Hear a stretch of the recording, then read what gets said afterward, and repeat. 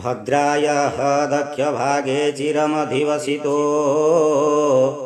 रेवती वल्लभोऽयं नीलाब्धिर्यस्य पादे प्रवहति सततं कामपालो वरण्यः लक्ष्मीर्यस्यङ्गयास्ते विरहितभवनो लाङ्गलं च जदस्त्रं ज्येष्ठभ्रातेति वन्द्यः सकलतनुभृता मंगलनो ददातु।